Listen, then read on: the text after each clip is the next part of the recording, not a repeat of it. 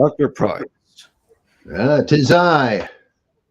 what was Gnosticism like before Simon Magus? Well, this gets into a real can of worms in that scholars have been debating what is properly called Gnosticism. What's the proper use of the term? And they came up, I think this is in the 1966 Messina conference in Italy, that they voted on terminology between gnosis, Gnosticism, Gnostic, etc. What should be called what. And I once remembered what the distinction was, but I guess gnosis means whatever the state of enlightened knowledge was. Gnosticism, probably they figured meant or referred to known Christian Gnostic groups. Now they've kind of taken that further and said, well, there were only a couple of them that actually called themselves Gnostics. Maybe we've jumped the gun by applying the term too broadly. But that strikes me as, they speak about parallelomania. There is a kind of parallelophobia out there where scholars are somehow afraid of using ideal types to group similar but perhaps unrelated but not identical phenomena. I read in Helmut Kester's 2-volume, what was it called? Something like Christianity in the Hellenistic World, or some odd name for what was essentially a New Testament introduction, book by book. He seemed hesitant to use. Well, it seemed like he just rejected the designation mystery religions, as if there were a category into which it would be meaningful to place Mithraism, the Attis religion, the Isis religion.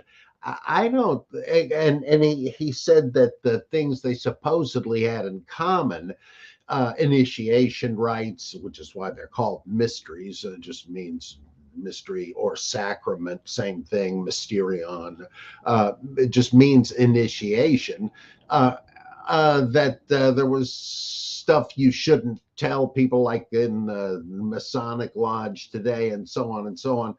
And I thought that, it's not like everybody thought that mystery religions were all identical. You just needed to change the names.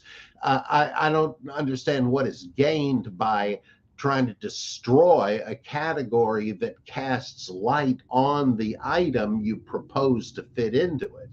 It's important that there are similarities.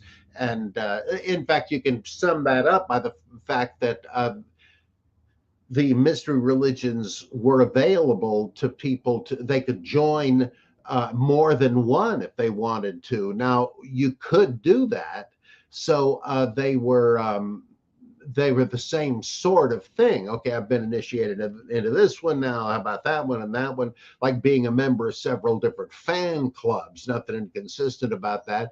But on the other hand, the fact that there were more than one implies they're not all absolutely identical. Yeah, big news. I mean, who wouldn't have known that? And so, okay, the reason I mention that is more recently they've started to say the same thing about Gnosticism, that there really wasn't any Gnosticism, that it's not just a catch-all or an oversimplification, but rather that it's misleading because it kind of extends the early church polemic of the patristic writers that all those Gnostics, it's just a heresy factory.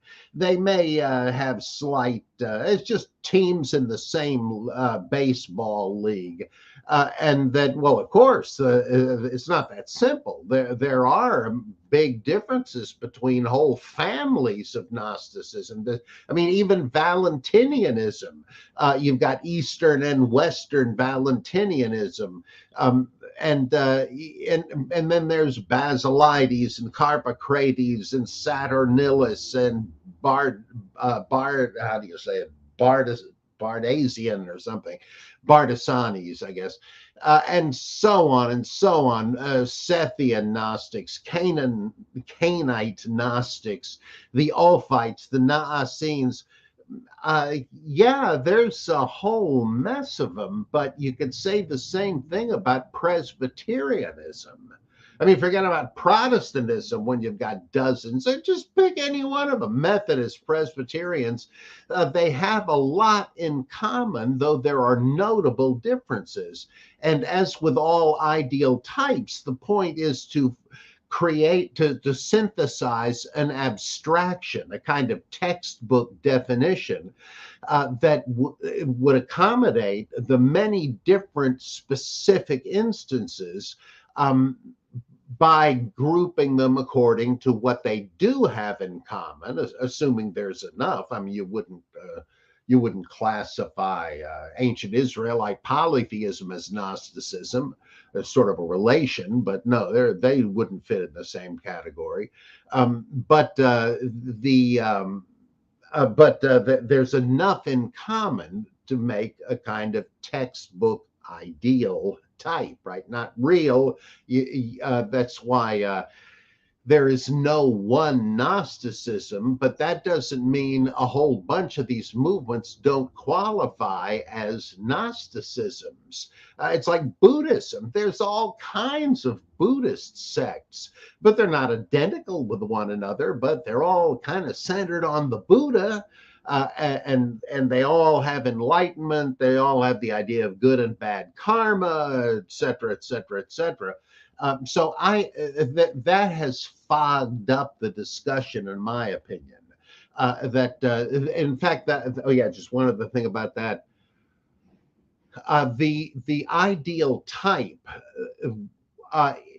is important because you can use it as a yardstick against which to measure each and every one of the actual groups, that the actual phenomena that appear that you've included in the ideal type category. You might say, well, this one, like there's a big debate as to whether Merkava mysticism in Judaism counts as Jewish Gnosticism. Well, Gershom Scholem insisted that it did, but others said, well, not exactly, because it doesn't have an anti-cosmic dualism.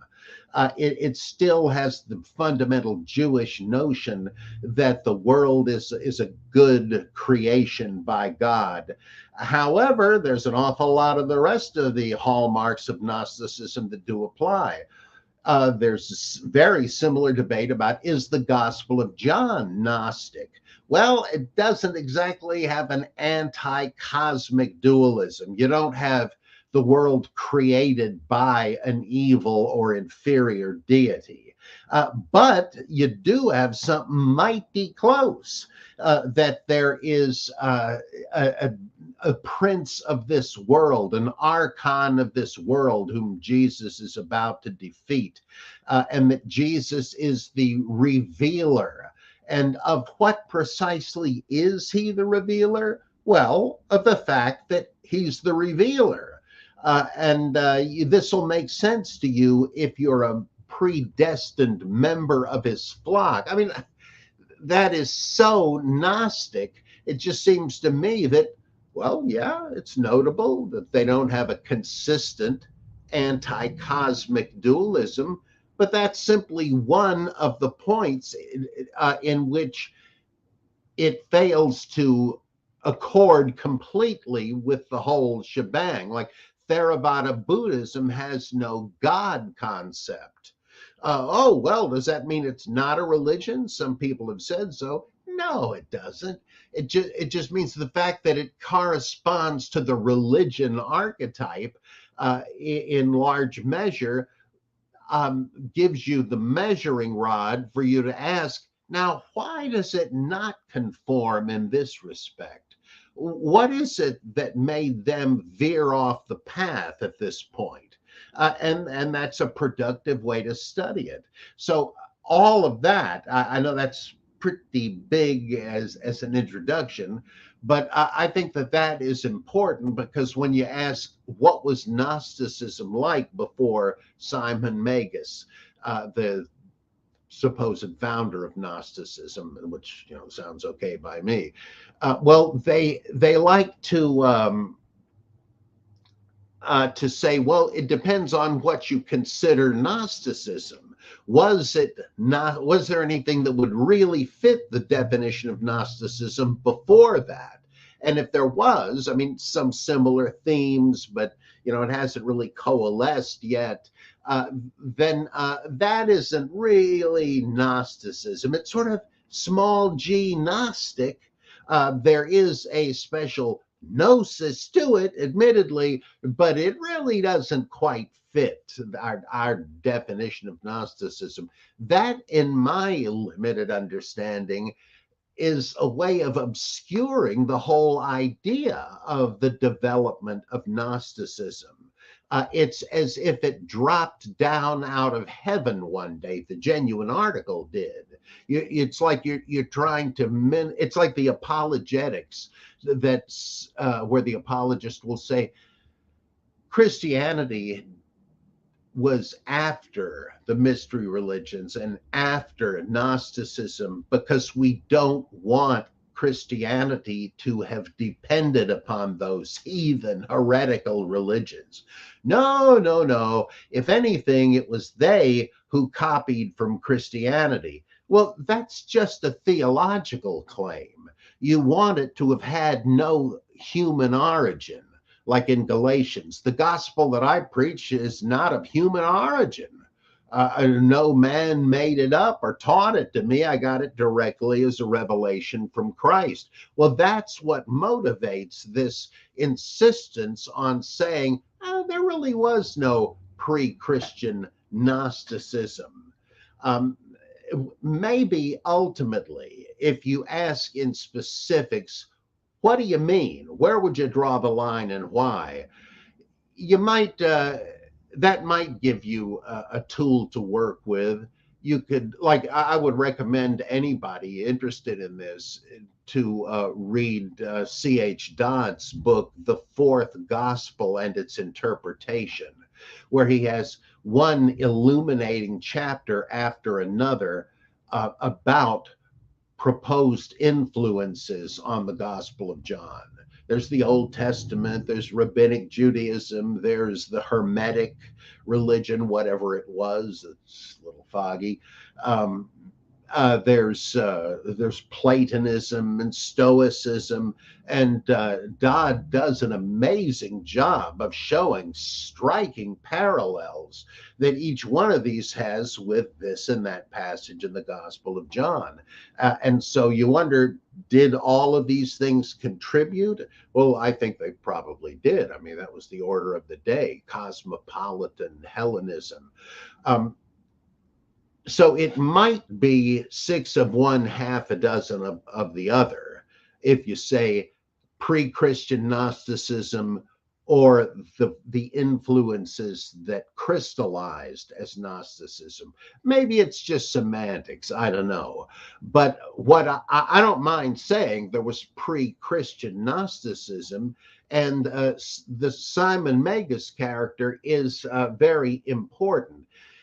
There's a sense in which even that is not pre-Christian, since Simon is said to have claimed to have previously visited the earth as Jesus. He doesn't use the name, Irenaeus doesn't, but that he had previously suffered or seemed to suffer on the cross in Judea, where he was known as the Son, S-O-N.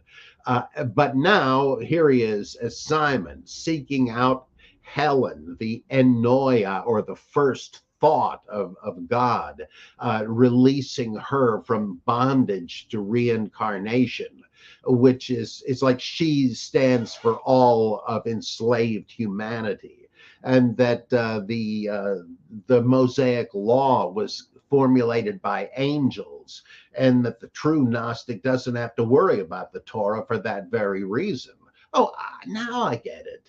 It wasn't God who gave that to Moses. No, as it says in Galatians, If it had simply have been God on one end and Israel on the other, why would you need a middleman like Moses? Well, the fact that you needed one shows that it was one group dealing with another. Well, yeah, that's good Simonianism.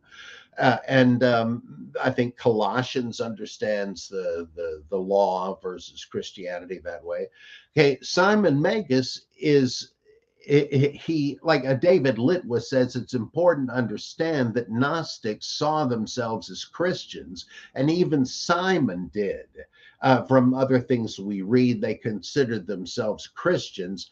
I should assume in the same way Moonies or unificationists do today, right? Jesus is the savior. He died on the cross to spiritually redeem mankind, but he didn't quite finish the job thanks to the lack of cooperation with John the Baptist and others that wouldn't do what they were supposed to do.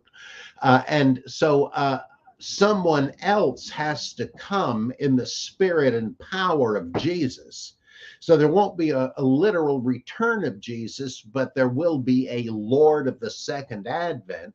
And that turned out in their belief to be Reverend Moon, that he had proven himself. And yeah, that was his role. Well, they say, hey, we're the Unification Church. It's the Holy Spirit Association for World Christianity. But Jesus, you can see, is sort of getting pushed to the side. Because after all, Reverend Moon seems to be at least as important. Well, to me, Simonian Gnosticism was sort of like that. Yeah, there was enough Christianity left in it, enough reference to Jesus that you could say, yeah, we're Christians of a type. We're the true Christians, in fact. But they're also called Simonians because it's really now about Simon and how he finished the job. And so that is a good cameo of the whole problem and the whole debate. Now, you could get a little more specific and say, all right, let's leave Simon aside. Were there Gnostic groups before him with no reference to Jesus? Let's say there were people that believed the world had been created by lesser beings, and that they to animate it, they peppered the people they had made with sparks of divine light stolen from the divine realm, and this resulted in human beings, at least those who possessed one of the sparks, unwittingly, unknowingly, it resulted in them suffering because they're like strangers in a strange land. They're all too aware of that, but they don't know why. And in order to be free from that, and also from reincarnation, which is going to keep getting them every time as long as they don't understand what's wrong. Well, once they do, they will no longer be reincarnated, and the divine spark they have will be reunited with the divine pleroma. And who's let loose this knowledge in the world? Who started preaching this gospel? Well, of course, Christian Gnostics said, oh, it was Jesus. But other Gnostic groups didn't necessarily say that. There's some like the Sethian documents, like the Melchizedek book in the Nag Hammadi text, or the Apocalypse of Adam, which sure look like they believed that there was this ancient redeemer, Seth, the son of Adam, who was incarnated several times to bring knowledge, and that he was the great revealer. And what we now read is a kind of Christianized version. Oh yeah, he one of the ways he came back was as Jesus, but really they were Sethians. Or there were others that believed that there was a divine child, Derdekas, who was born to spread the word and so forth. And I believe Geo Wiedengren, a great specialist on Manichaeanism and ancient Near Eastern religions, he showed that this whole scheme of salvation can already be found in very old Babylonian religion, where you had a death struggle between the young god Marduk and the dragons of chaos, Tiamat, Apsu, etc., and that though he was killed in the conflict, he managed to burst his way out of the dragon and come back to life. And so they had a resurrected God, a dying and rising God. And Gnosticism, as it developed, came to say, you know, he did exit the belly of the beast, but what he left behind were parts of his essence. It's like he made it out alive, but with severe wounds, you might say. But he's going to go back into the world to regather what was left of himself, and that's kind of when it becomes Gnosticism. That the redeemed redeemer notion. Yeah, he did escape death, but he's going back to save the rest of him, like the old Ronald Reagan movie. Where's the rest of me? Well, back in the world of darkness, and the Redeemer has gone to regather them. One last thing, and I'll shut up about this because I'm getting close to the home plate here. In the Matrix movies, those were intentionally based on Gnostic soteriology. The evil archons, the lesser beings who created the world in Gnosticism, the evil angels, they are the machines who have become sentient and now run the world and use humanity as a bunch of electric batteries to keep them going, the natural current in the human body. They siphon that off to keep them going. Most people have no idea of their predicament. They're being fed an illusory life full of experiences. Some people have begun to realize something's wrong here. I somehow, call me a nut, but I somehow feel this is all one big delusion. Could there be anything to that? Well, when somebody starts thinking that way, old Morpheus, who long ago managed to escape the great matrix and is now helping others, something lights up on his control board and he says, we got a live one. Let's go extricate this guy from the matrix, and maybe he'll join us and we'll fight for authentic humanity against the machinations of the machines. I guess, you know, if machines don't have machinations, nobody should use the word. Well, and so he becomes, so what you've got is Morpheus as the Gnostic revealer and Neo as the Gnostic redeemer. It almost doesn't matter if it's the same character in the myth or simply the same actantial role. Yeah, two different guys are playing the role, but it's all one mission that they share.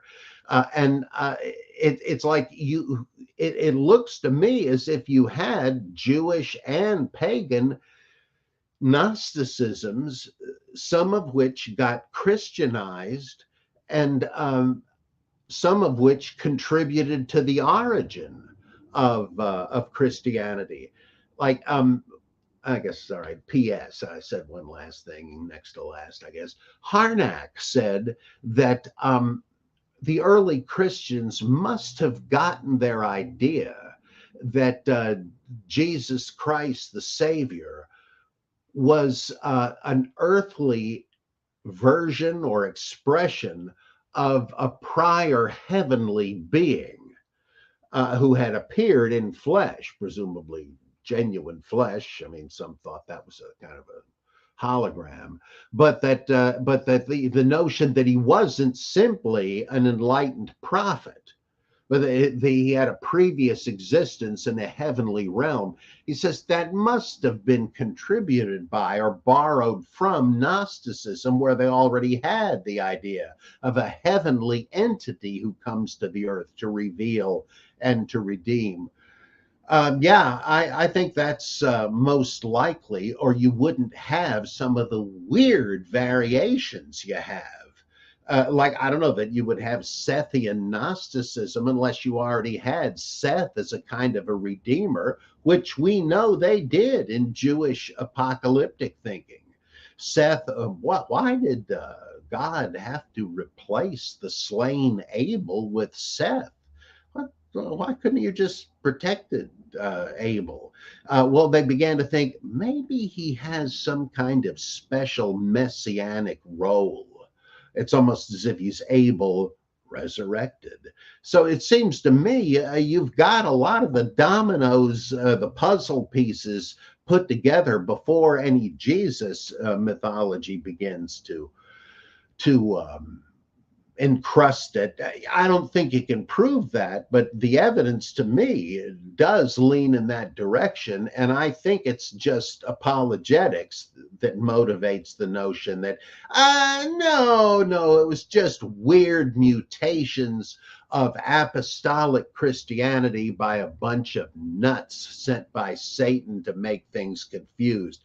I mean, they could be right no matter why they think what they think, but it just seems like their bogus claim that there were no dying and rising gods before Jesus. That's absurd, and they must know it, but they can't afford to admit it anyway. So what did it look like before Simon Magus? A religion of redemption by enlightenment. And maybe one more argument that makes that likely is you had the same thing in Buddhism, especially Mahayana Buddhism, and in non-dualist Vedanta Hinduism, and in Samkhya mysticism based on the Upanishads. It's already there in outline how spirit got tangled up with matter, and how to disentangle it and thus end suffering and gain universal knowledge. I mean, you've already got that. So maybe that led to Christianity, who knows? But if it could appear next door without any influence from Christians, certainly isn't improbable that the same thing happened in the Middle East. We got some super chat questions I want to start going through. Constellation Pegasus, thank you for your super chat. Mr. Price, in all these years of studying, who was this Jesus? Well, I can only say the character we read about in the New Testament Gospels is a real and inspiring character. Now, where that character came from, I don't know that it will ever be possible to determine. I mean, maybe it will. Maybe they'll discover, as I've said a bunch of times, a letter by some guy with no dog in the race who happens to mention to his wife while he's away that he happened to see Jesus speak. And oh yeah, he's justly famous. If that's all it said, I'd say, okay, I guess you've tipped the scales. I guess there must have been some kind of Jesus sage, and that somehow or other he grew into the gospel character. But I don't know that that'll happen. And it seems to me here's where Bultmann is wise, saying we can know virtually nothing about the historical Jesus, though he kind of figured there was one. He says, but what we can know about is the Christ of faith that we meet in Christian preaching and in the proclamation of the gospel. I think that's kind of wise. Or as Derrida might say, the impossibility of knowing about an original historical Jesus, since it is inevitable, must be considered a structural feature of Christianity. In other words, built right into it is negotiable character of, was there a historical Jesus? It's up for grabs. If it mattered that we knew, well, we're up the creek now. And that's what people are afraid of the Jesus seminar, et cetera, for critical scholarship. But since we've, you might say, well, God hasn't left us in the lurch. What we have must be sufficient. But do people encounter the living Christ experientially through the preaching of the gospel and the reading of the gospels? Yeah, they do. Their lives are changed. More power to them. That happens. Now, how does it happen? I don't know. Of course, I don't know how my car works. I suspect it has to do with a squirrel on a treadmill under the hood, but I don't know. I just know how to drive it, albeit poorly. The same thing here. It's existential theology. So I doubt if it's possible, and I assume that it's impossible. The impossibility of knowing has to be factored into our understanding of it. If the faith, which appears to be real in its effects, does not allow us to answer that question, and it doesn't, you can't just tell yourself that it happened, then we must not need it. Benjamin Bunny Glasser, thank you for your super chat. When might Dr. Price date the earliest writings of the Sibylline Oracles, and how do they fit the early Jewish Christian picture?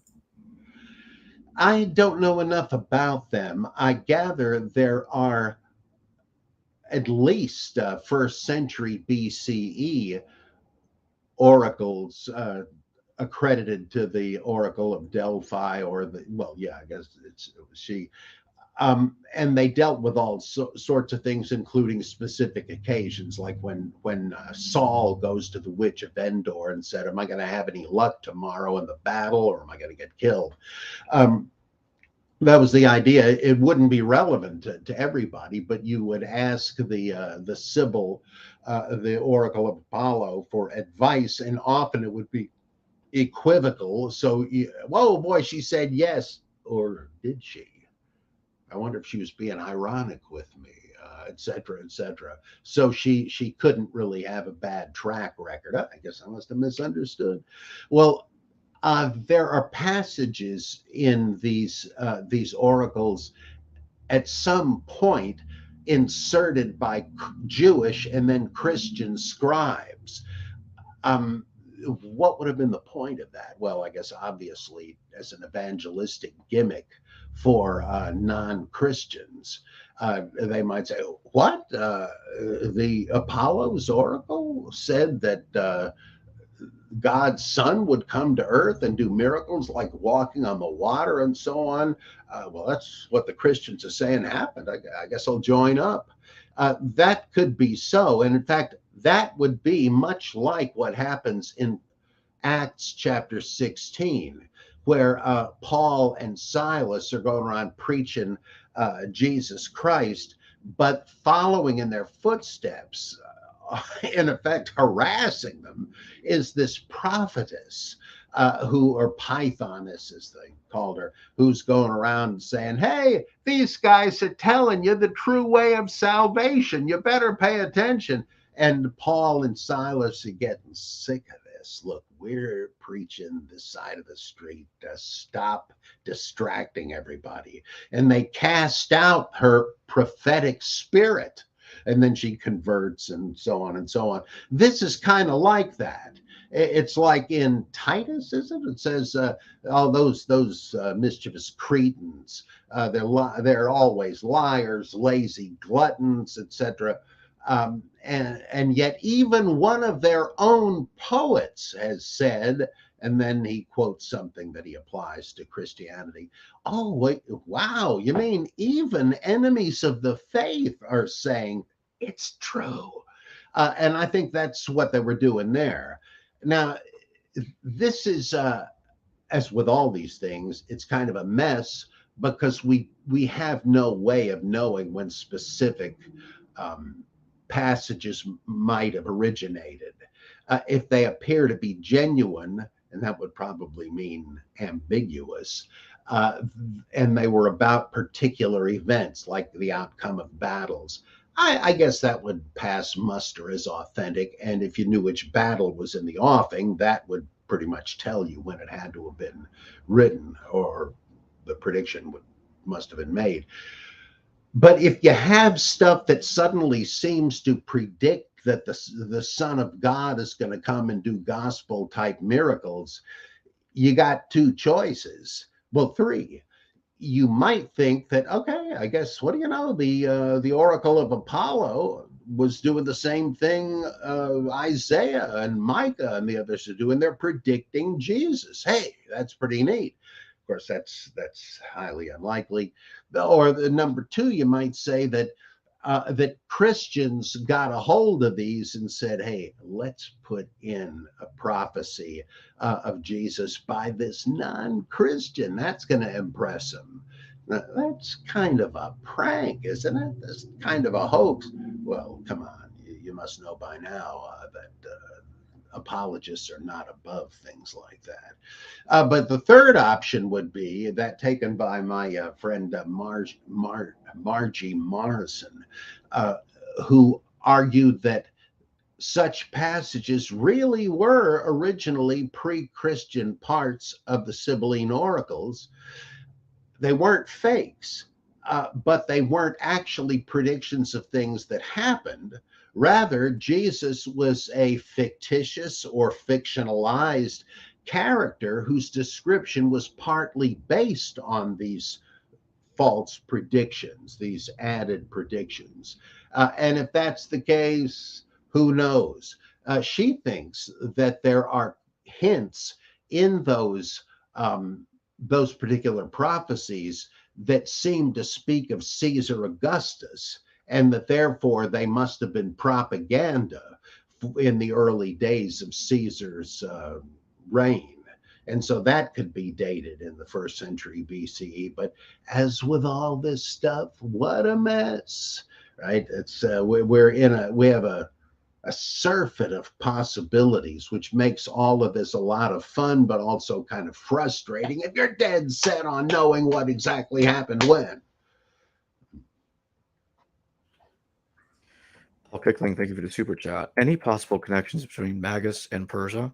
Was Zostrianos really a descendant of Zarathustra? Iraq was Jewish Christian community at that point. I'm not sure if the prophet Zostrianos in the Nag Hammadi text is supposed to be the ancient prophet Zoroaster. I guess it was no longer a common name all over the place, so I think it's likely that the same sort of use was made of him as Nietzsche made of Zarathustra, the same name, but in Persian. But there was some kind of connection, because we know that in the same general period, there were Jews that thought Baruch, the amanuensis, the secretary of the prophet Jeremiah, was another name for Zoroaster, and some thought that was bad somehow, but others apparently thought, oh no, he was a real prophet and he was predicting things that really happened. And some early Christians apparently thought that too. In the apocryphal Arabic infancy gospel, it actually says, the wise men were the magi who came to Bethlehem to greet the birth of Jesus. They were Zoroastrian magi, and of course, as such, they studied the stars. That's what the Persian and / Parthian magi had done for uncounted centuries. And they had a system whereby they had assigned a particular constellation to each known nation. And if something happened in that constellation, they said, oh, big events are at play in that country. And they saw this star rising in the constellation of the Jews, Pisces, apparently. And they said, it must be a new king. Let's go lay down our gifts and our crowns before him. So that would, and in the infancy gospel, it actually has that as part of the stories. It starts in Parthia, and with these guys seeing the conjunction of planets or whatever it was, and saying, okay, we better go to Judea and see for ourselves. Of course, there's nothing to that historically. It seems to be a retelling, oft retold, by the way, of the story of, I think it's Tiridates and some other petty client kings of Rome, but in Parthia, hearing about the coronation of Nero as the new Caesar. And they went and worshiped him as a god, and then presented gifts, and then went back to their own country by another route, very much like Matthew. So it kind of looks like this is a garbled story, but nonetheless, it does connect the Magi of Matthew with Parthia by way of astrology and astronomy, the same thing at the time. Now, there have been people that argue, well, that's probably right. Buddhists, Tibetan Buddhists will do astrological stuff to determine who a new, if they've had a lama that just died, they figure he'll be reincarnated and in a short amount of time after the death of the old one, and we can do the star charts and figure out where he must have been born, and then journey there and say, Mr. and Mrs. So-and-so, we got some surprising news for you. You're the proud parents of the new Bodhisattva. Let's take him back and educate him. Oh, really? And if they did give gifts, that might explain the readiness of the parents to let Junior go. Who knows? But that either Zoroastrian, the theory is that Zoroastrians or Buddhists were trying to find the new replacement for a spiritual leader who had just died. I admit that is a striking similarity, but again, it's an embarrassment of riches. And I tend to go with Raymond Brown's theory that really comes out of that story about the coronation of Nero. But Simon, he isn't part of that. But Simon Magus does imply he was the same kind of figure, that he would have been interested in astronomy and astrology. That he believed in the stars as angelic beings, the host of heaven, and that he could do miracles, the Magi, that's where we get the word magic, right? That he might have called himself Simon the Magus. That was a title they held in honor, but not everybody did. For some people, Magus meant something like charlatan, medicine show, fraud, and that seems like what Luke is implying in Acts, that he wowed the yokels in Samaria with his tricks.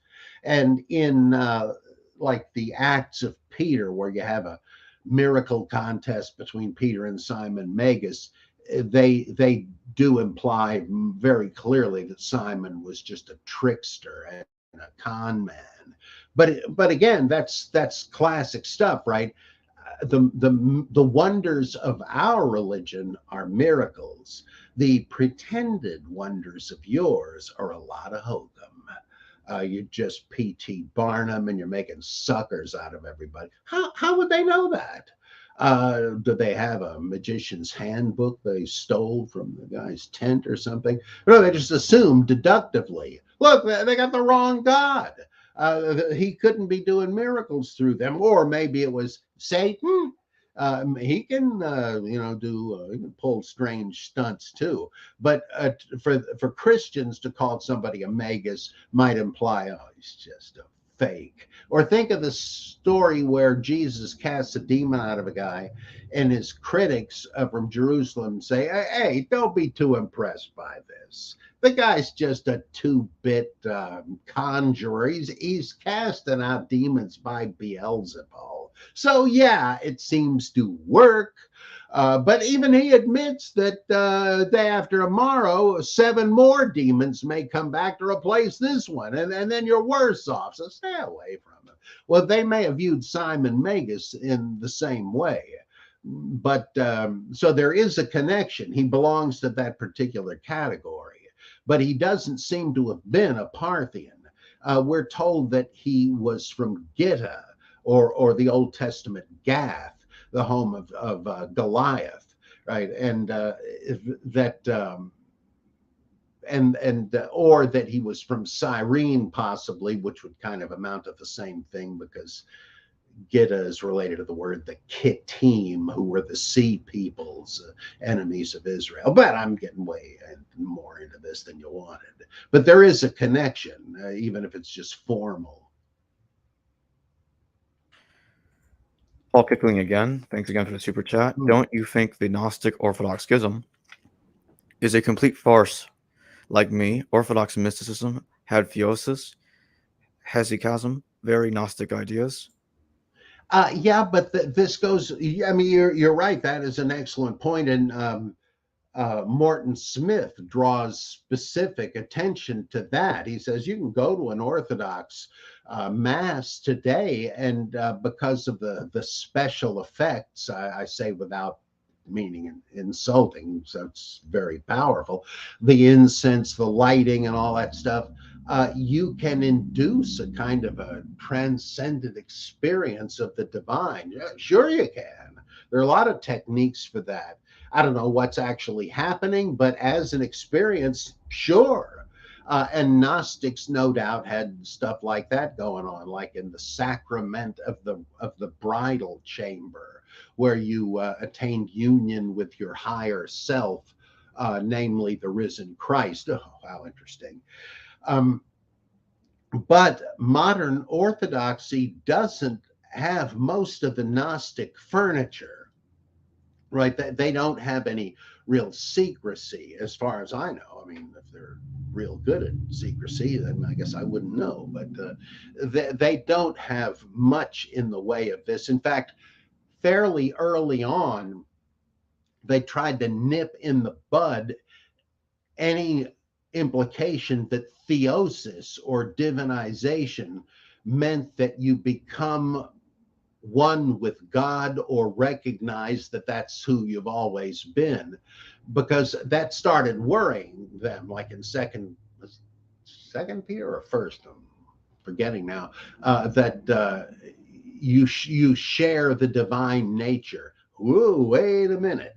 The Orthodox sages didn't like that. It sounded a little too Hindu to them, and they said, well, up to now, we have spoken about the essence of God and the attributes of God. But maybe we need a third category, the energies of God. Maybe that is what we are drawing upon through faith in the sacraments when we are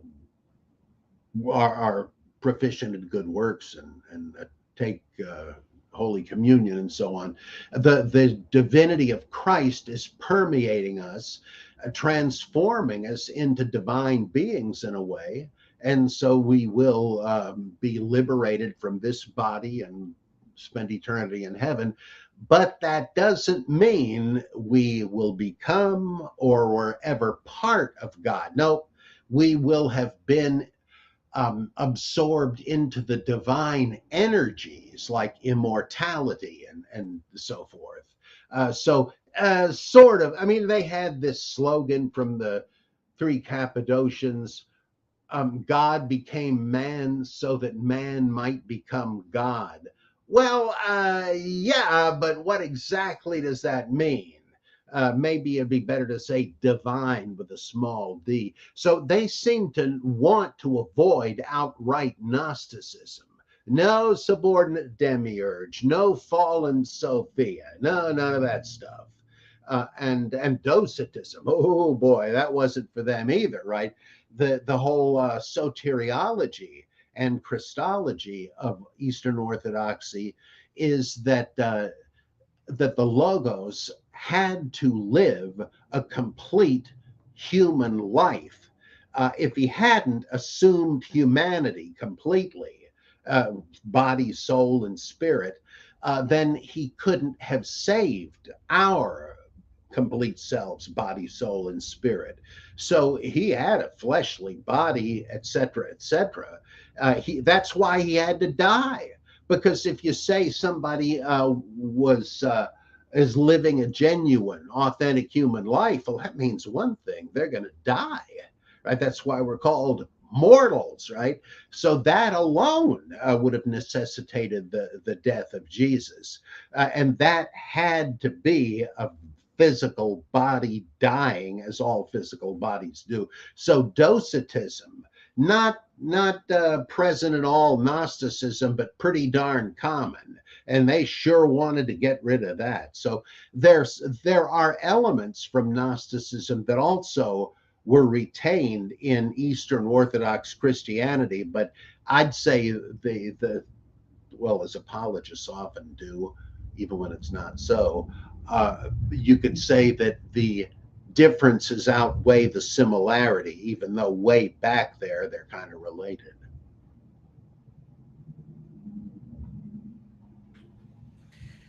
Next one here, Paul Kickling again. Thank you for the super chat.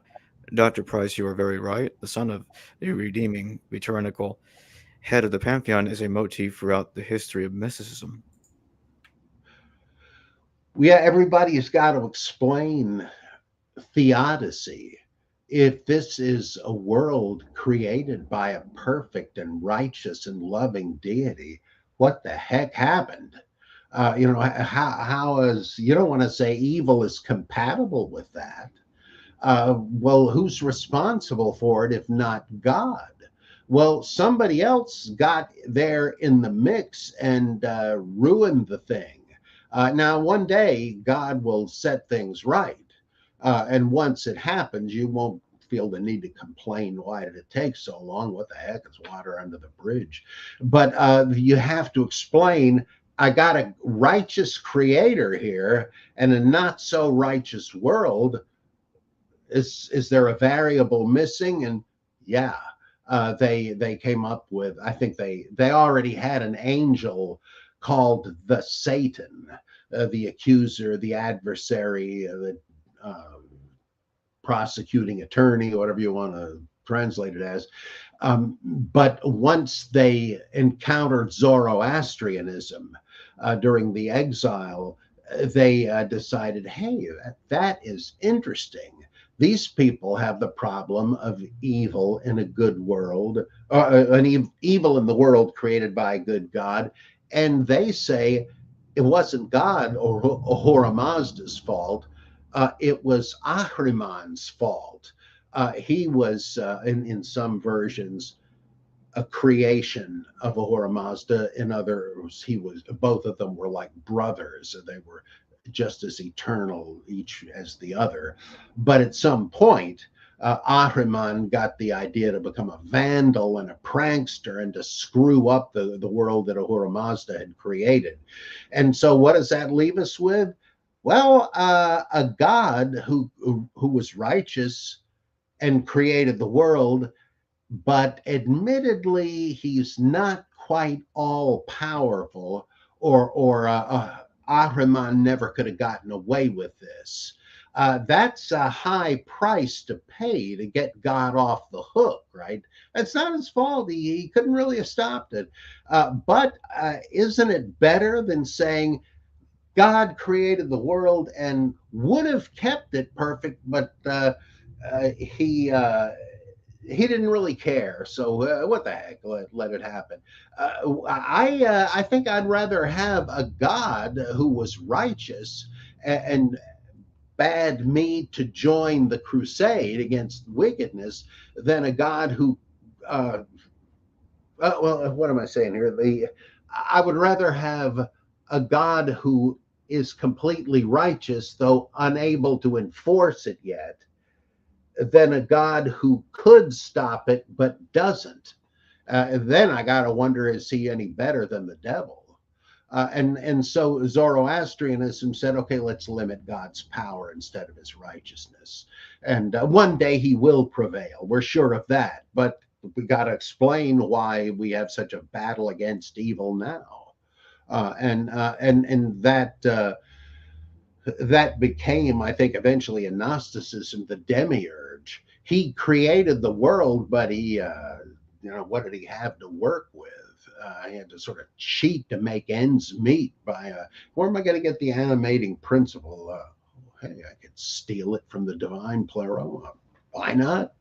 It's so you have a kind of subordinate bungling creator. I think Hume said something similar. You want to appeal to the surprising order in the world. It's truly marvelous how the seasons work and the water cycle and gravity and all that stuff. You might say, now, doesn't that tell you, like it told Aquinas, that the world was designed and created by God? And Hume said, it doesn't tell us that. It's more compatible with saying the world was created by a semi-inept committee. It's pretty good. No question about that. It's impressive, but oh boy, are there problems with it. It's like all these electric cars that, if you want to get one of those and you can afford to spend a fortune on it, oh boy, you don't have to refuel it at a gas station. But then you find out it takes several hours to recharge the battery. And then you find out that the electricity at the power station comes from burning coal anyway. And then you find out that you charge her up and your car explodes, which is happening more and more. Well, was Elon Musk or whoever invented the electric car a genius? Oh, yeah, I could never have done it. I can't even imagine coming up with such a thing. But was he infallible? No, far from it. And that's kind of what Gnosticism says. They don't really make the demiurge into Satan. But though he does enter the picture, but it's like you've got a defective God who didn't really know what the heck he was doing. And as I say, I'm sorry, I didn't mean to go so far away, but in Gnosticism, in any kind of mysticism, you do have a perfect God who dwells in unapproachable light, but that's not what you see. Like Shankara would say, we are seeing the ultimate reality refracted like white light through a rainbow. We're not seeing it as it really is. And under these limiting conditions, they call them, things are looking kind of slipshod and they don't exactly make sense and it's not too stable and so forth. But if we could transcend that by meditation, no more problem. I mean, the people who are unenlightened will still be suffering under the yoke, but not you and me, brother. Oh, Kickling, thanks for another super chat. I got laughed at for saying Gnosticism is not dualism. It's actually very monist. It even began when monism started with Atonism and Zoroastrianism. Yeah, because you're talking about one principle that starts things off, and the creation, though not the initiative of the high God, the unknown Father, stems from him anyway. Because where did the demiurge come from? Well, from the unknown Father, there were emitted, kind of like Neoplatonism, there were emitted chains of beings, the yoke fellows or syzygies, and they each, now who knows how they viewed this, whether it was symbolic or metaphorical or who knows what, they begat the next pair of ions, as they call them, and so on down the line. And Valentinus said there were, what was it, 180 pairs of these. So there were 360 in all. Well, I'm sorry, 365. Yeah. And the odd woman out was Sophia or Chokhmah, the wisdom creatrix of the Old Testament. And she felt like this was, she's being cheated. She wanted to conceive and bear an ion of her own. And somehow she managed to do it. Some versions said that she somehow conceived via the unknowable father. I don't know if they all believe that or not, but nonetheless, she illegitimately conceived the missing ion. But because of the irregularity of its origin, it came out defective. And you can't really say that anymore. Because it sounds like you're insulting somebody, but it was sort of retarded. I know some people are going to get me for even using that word. I used to not be pejorative, but what are you going to say? Challenged or whatever, say whatever you want, but nonetheless, hampered, inadequate, messed up. And he, to the point where he thought he was the only God. And he quotes Yahweh in Isaiah, I am God, there is none beside me. And at that moment, Sophia, his mother, had a good laugh above him in the heavens. And, what? Who's there? And she says, Saklos, the fool. You've got a lot to learn. You're not the first, you're the last. And but he decides, well, I'm going to be God in my realm. And so he either shapes pre-existent matter or creates it. I guess that varied depending on which group you're listening to. And he made the archons, the princes or rulers. They were like his cheap knockoff versions of the ions that were projected from the father. Right now he's got his, only they're kind of gang of thugs, and so they make humans and everybody else, but the world is inert. There's no life. It's I think of it as a mud pie creation. And what am I going to do? Where's the batteries for these things? And he manages to steal divine light from the pleroma. And there are a couple of different myths about how he does that. But he does place it in the in at least some of the humans, Adam and Eve and so forth. So that as I said before, I don't want to repeat myself ad nauseum. The one of the ions, the Christ, decides eventually, I just can't leave the rest of the divine essence locked up in this hell pit. I got to go down there and get them out any way I can. And that was by giving them the gnosis. And if you heard the Gnostic message, and it really what's the word, radiated, that's not it, but it really hit you and said, yeah, that would explain it. That would explain why I feel like a stranger in a strange land, just like Neo, if you remember the scene where somebody tells him there is a way out and he's about to meet Morpheus. Same sort of thing. So I'm getting too far afield from the question to remember. This is still monotheism, because here's my favorite analogy for this, or monism. The nebular hypothesis of the formation of the planets, which I assume is considered fact now. I think a philosopher came up with that, right? Kant.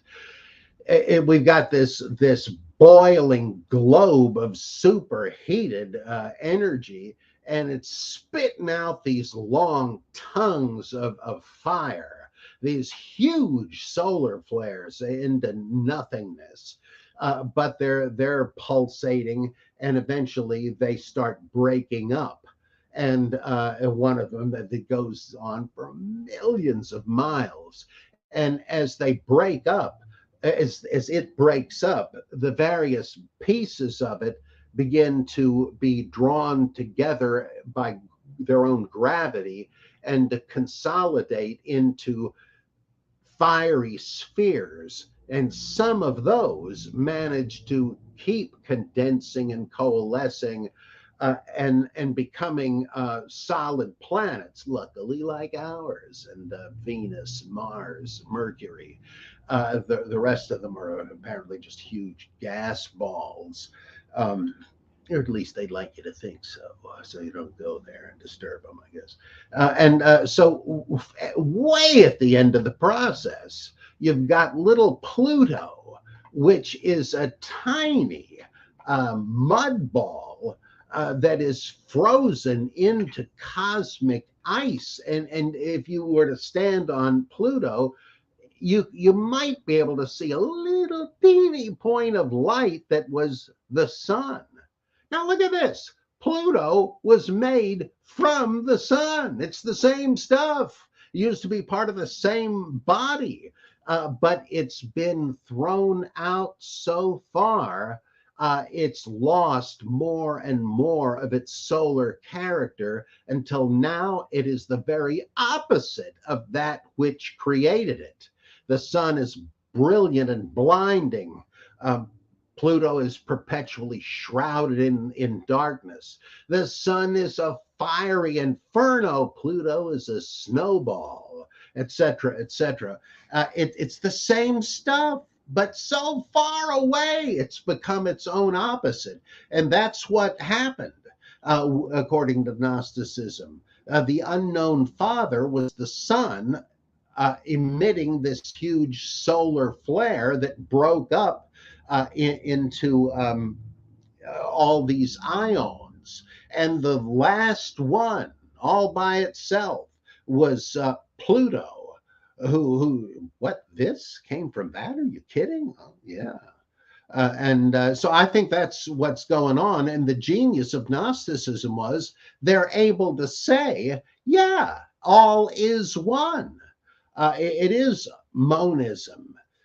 But it happened in such a way that you had imperfection pop up in the thing. So I think you're right. In a sense, the result is dualism. But in terms of ontogeny, in terms of cosmogony, it's really monism. Let's get to the next super chat. Jacob B. Thank you for the super chat.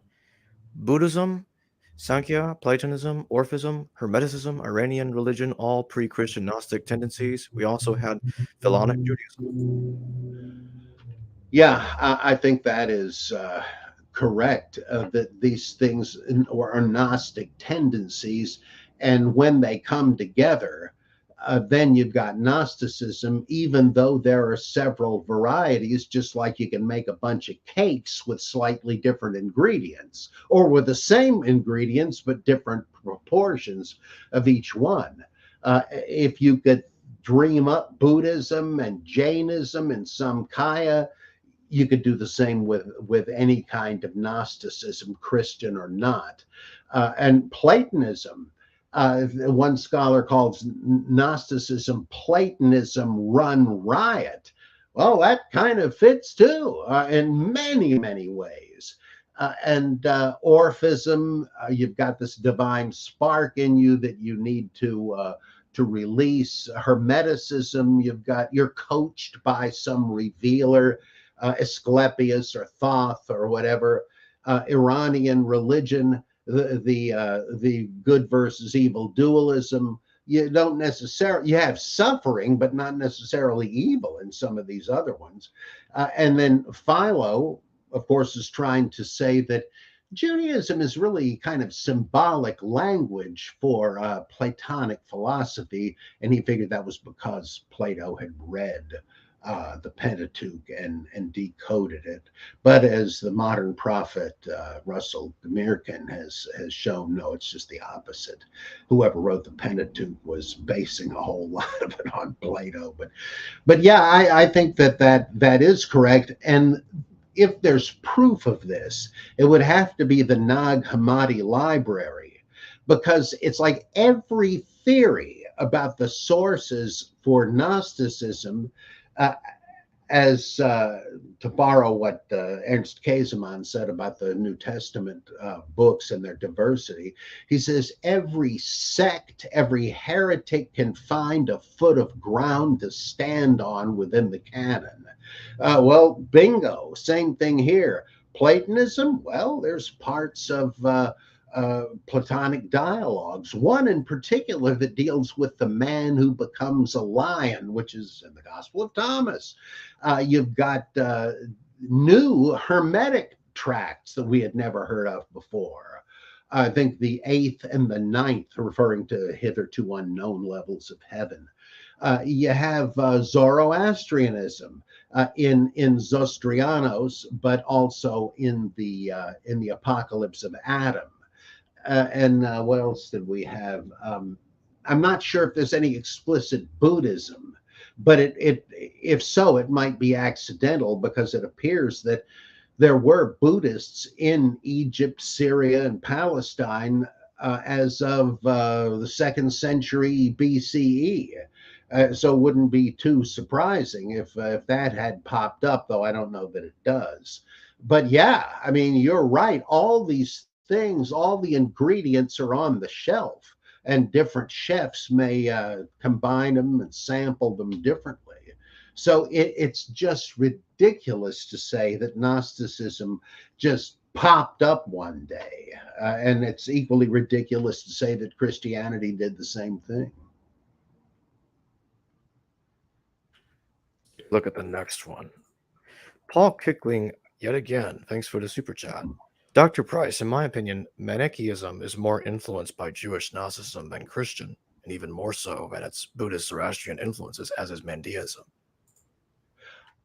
From the more limited knowledge I have about some of these religions, I would agree. I think you're right. Manichaeanism is, I mean, it is really Gnostic, no question. It's not sort of Gnostic or light Gnosticism, but it does evolve beyond it a good bit.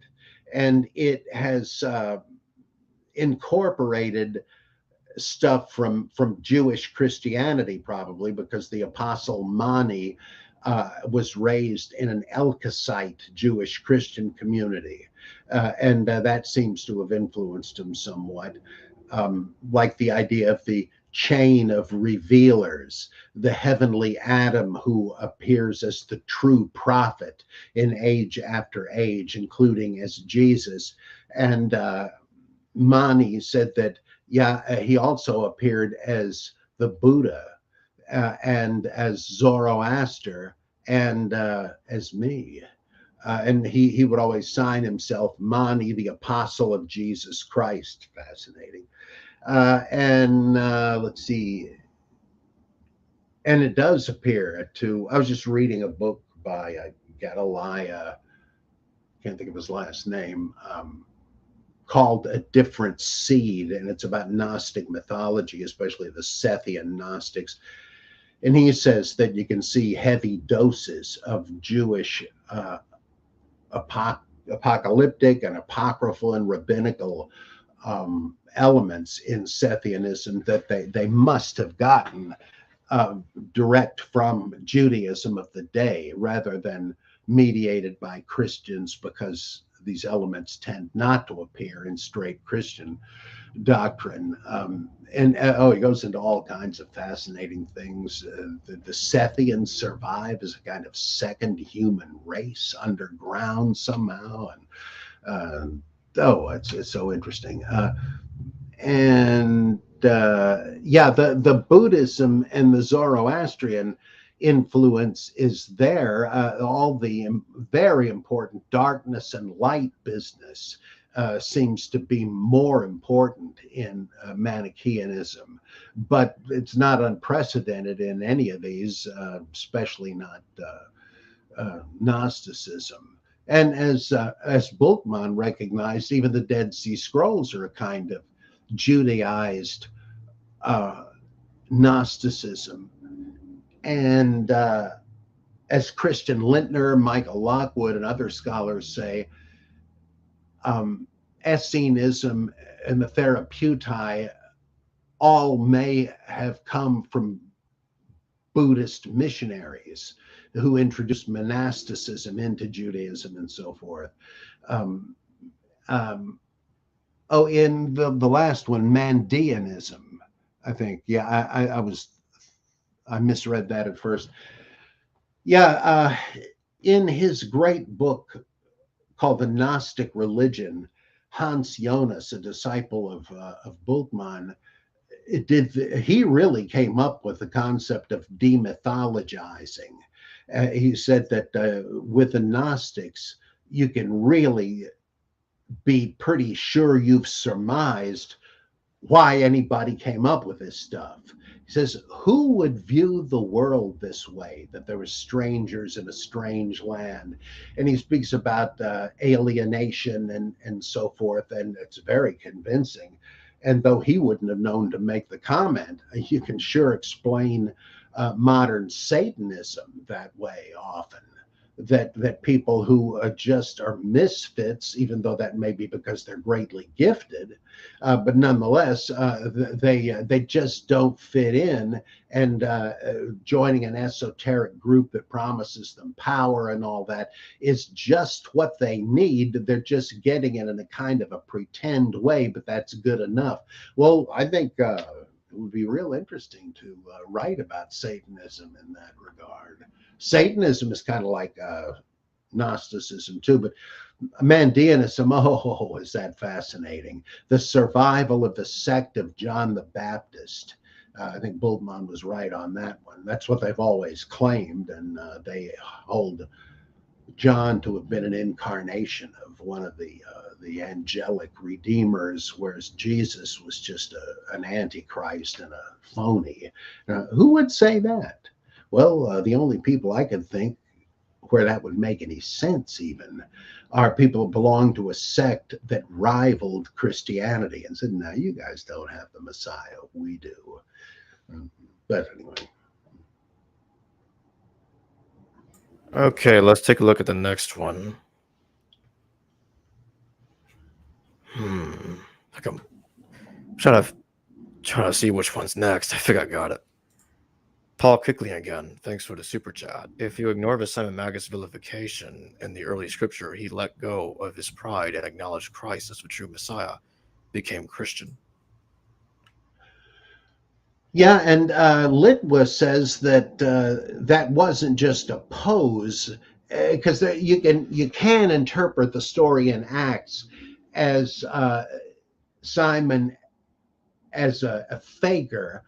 It doesn't really demand that, but you get the impression that for him to be called the Magus, that he's a self-aggrandizing conjurer, and that when he sees the results of the laying on of hands, it's some kind of visible or audible phenomena, although it doesn't specify. I think it had to be speaking in tongues for it to make any sense. Well, when Simon sees this, he goes over to Peter and said, look, this is quite some trick you've got here.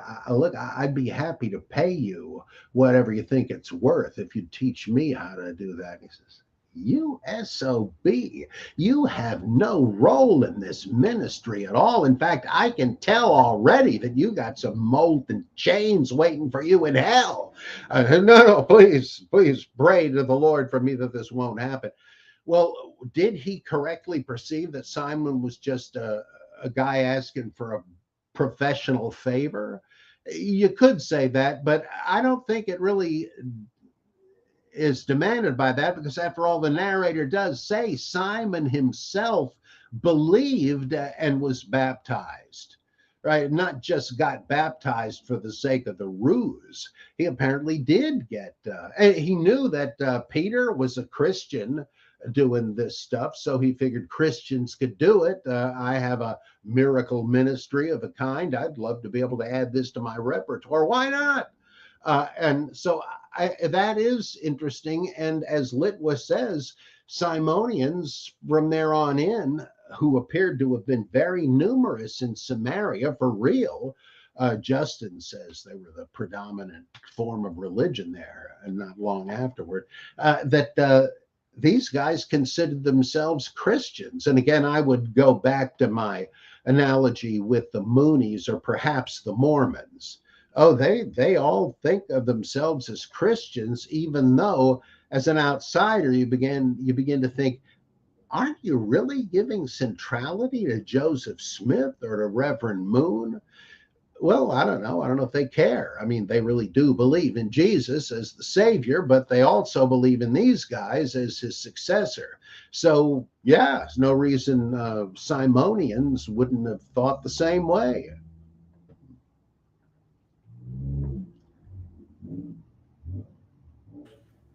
Okay, let's take a look at the next question. I pressed on the wrong button for a moment there, so it took me a second to get back to this. To get back on here. Let me see here. Okay, the next super chat from Paul Kickling again. I'm going to display it now. Thanks again, Paul. Do you know of any Gnostic sects made their way to Georgia, Armenia, Anatolia? In Russian Orthodoxy, there is a loose Gnostic lineage. Look into it. Ooh, interesting.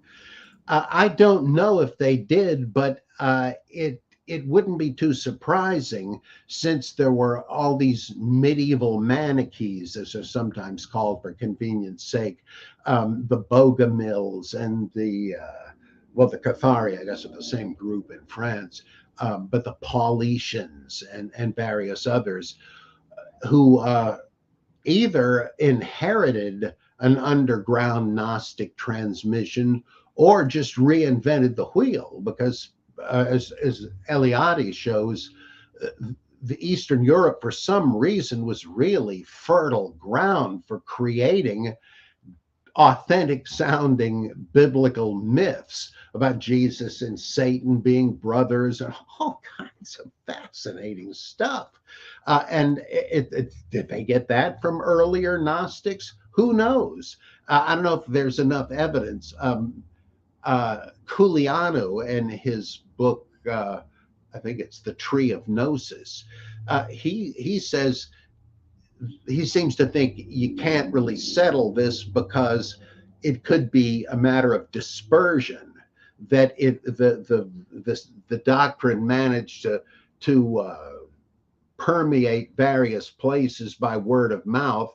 Could have happened, but it could be structuralism, where the human mind, having the same basic equipment everywhere and having the same sort of questions arise from the exigencies of life, would sooner or later have to raise the question, how can evil exist in a world made by a good God? Well, what are the options? I find it fascinating that in like every world religion, you not only find similarities to other ones, but within each religion, you may find a spectrum of options that are mirrored in the other religions. And like you got salvation by grace through faith in Pure Land Buddhism. They don't seem to have gotten it from Christians, but it was the same logic, the same problem. How can I be sure I'm to be saved? How can I be sure I'm sincere enough in my faith? It's just like the Puritans. They never heard of each other, but the same issue will come up again and again. Or if the Savior comes to earth, can we really imagine he would take on scuzzy human flesh like this? Would he have to go to the bathroom? Could he get sick and vomit? I don't know. God forbid, Lord, this must never happen to you. And so it's no surprise that if you thought what does Paul say? In my flesh, I know there dwells no good thing. If that's your view as a mystically inclined person, sooner or later, you're going to come up with Docetism. Oh, no. I can't believe the Son of God would have stooped to this crummy level, or the Buddha, or Ali in Shiite Islam. I don't think they got it from each other. It was just the same logic of theology that led to it. And that may have been the case with East European Gnosticism of a later time. I would like to look more into that. It sounds really fascinating. I'm very open to any book titles you may have to pass on. Let's get to the next one. Constellation Pegasus. Thank you for your super chat. What's the story with Revelation in Hebrews being a horse trade to be accepted in canon? Can't remember to fight the Eastern Orthodox Church to accept Hebrews or Revelation book. From what I've heard, and it's in very general terms, this, I don't know how long standing the debate was, but around the year 600, we're told that they finally did do the swap, and the let's see, the Eastern churches apparently thought the book of Revelation was just a bunch of hallucinatory nonsense. And they weren't going to accept this. And Martin Luther sort of felt the same way about it. The Western church didn't have a problem with it, but they didn't like the epistle to the Hebrews, which sounds sort of Platonic, and the East liked it. Why didn't they like it? I mean, Origen, who really kind of belongs to the Eastern Church, he figured, well, maybe it was written by Paul. We don't really know, but it kind of fits. What the heck? The West generally, they had this trouble with like the Donatists, the people that were severe with people that chickened out in times of persecution, bishops and so on. Say, oh, you want to burn these documents, our scriptures? Okay, better them than me. And people would, or they would deny the faith to save their skins. Well, you couldn't keep this quiet. And congregations would say, oh, Bishop so-and-so, nice to see you, but keep walking. You bought yourself a ticket to the inferno. You have no standing anymore. Oh, come on, let me in. You'd have probably done the same thing. Yeah, but we didn't do the same thing. Get moving. Oh, boy, what a problem this was, because there were a lot of churches that said, no, they're right. I mean, what do you expect? He knoweth our frame that we are dust. Let's have a little compassion. So how does Hebrews look in light of that? There's a passage in chapter 6 and another in chapter 10 that says all it takes is a single sin, like Esau eating the lentil soup or whatever the heck it was, something you would never catch me doing, no matter what was at stake. If you commit this sin, forget it, the jig is up. It's over. Are you sure you think it's worth it? Christ would have to be crucified again to save you, and he ain't going to do that. And so you had this big schism among the churches, with the ones that would say, oh, let's be lenient, and the other ones would say, no. And I have a sneaking hunch the story of Peter's denials reflects this in some way. I mean, you didn't just deny Jesus once, but 3 times? What the Prince of Apostles, don't make me puke. And yet he's restored in Luke and John. Well, look, if Peter can be forgiven, why not me? But that was apparently definitely the issue with Hebrews being unacceptable. And they finally did the horse trade. I love that, right? They'll say, well, okay, I guess that's not the only way to interpret these passages. If you'll accept Hebrews, we'll hold our nose and accept the Apocalypse of John. And this was the final thing. I mean, there were other holdout churches that still wouldn't accept the table of contents, like the Oriental Orthodox churches, Armenian Orthodox, Ethiopian, Coptic Church. They've got several more books in the Old and the New Testaments. Boy, that's fascinating. Let's take a look at the next one.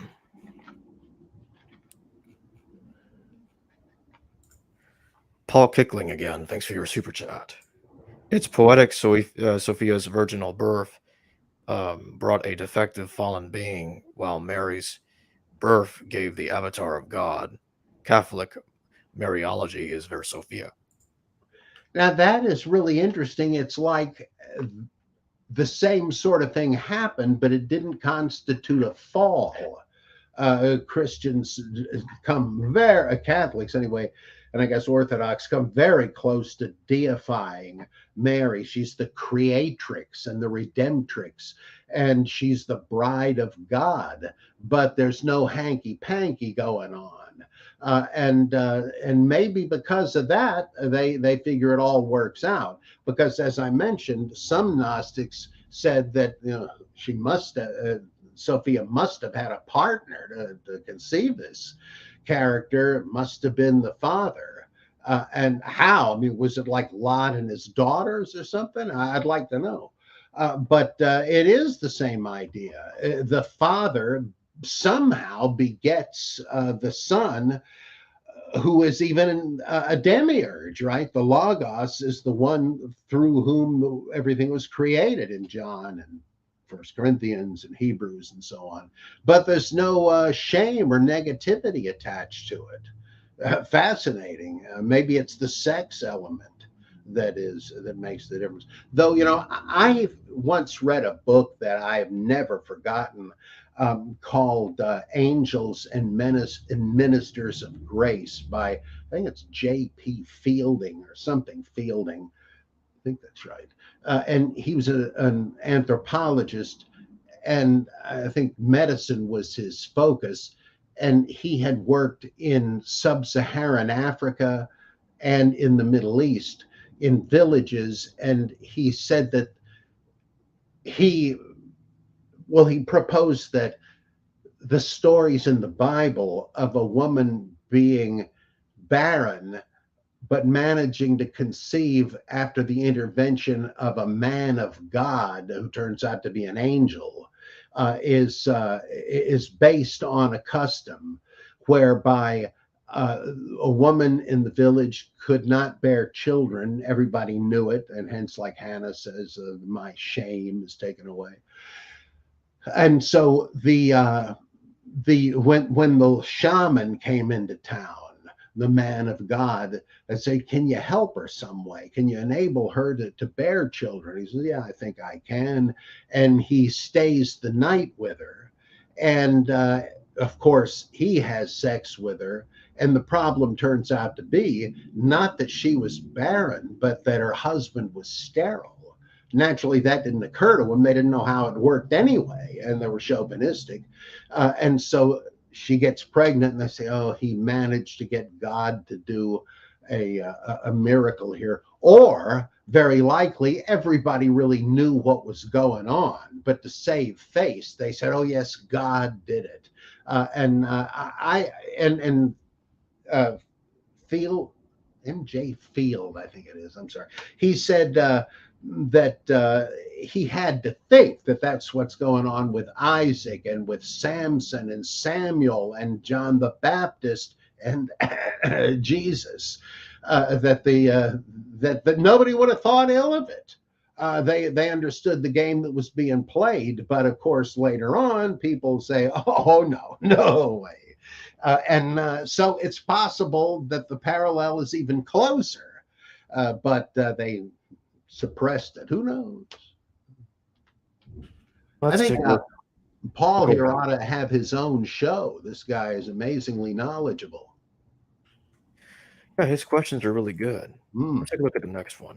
John Jingle, thank you for your super chat. Thoughts in Jungian Gnosticism? Hope I pronounced that right. Jungian, yeah. Carl Jung was very interested in Gnosticism, and some say that he was more than just intellectually interested, because he had an initial experience.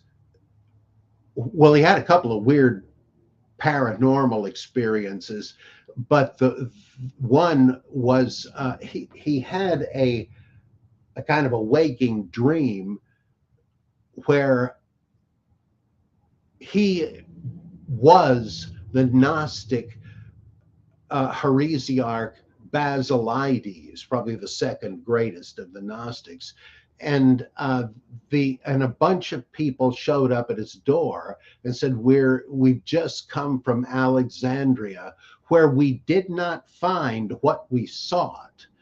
Can you help us? And then he began to go into what he then wrote down as the 7 sermons to the dead. It was like channeling. And later on, I think Jung would write about this as the what he called the inflation of the archetype, that everybody has these archetype images in the wiring of their brain, kind of like language function and so on.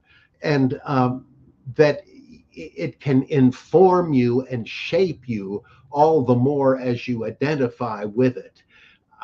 But it's possible to go too far, where you become, in effect, possessed by the archetype and become a religious maniac.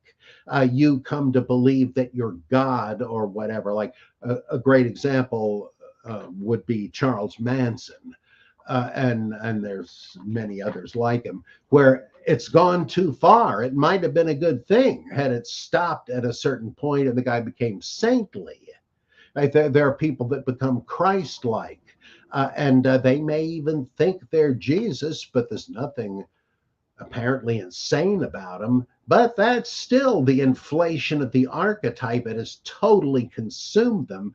And Jung, I don't know if he used this as an example, but it seems to me that he should have, if he didn't, that he had become the sage archetype, and he was interested in Gnosticism anyway, so he knew a name to pick out of the hat. And Gnosticism influenced his version of psychoanalysis, which Freud didn't think a whole lot of. He said that Jung seemed to have donned the mantle of a prophet. But I personally, I love them both. Freud and Jung, they're sort of working different sides of the same vineyard. But his red book, for instance, is like a Gnostic scripture of sorts. And he continued to be an occultist.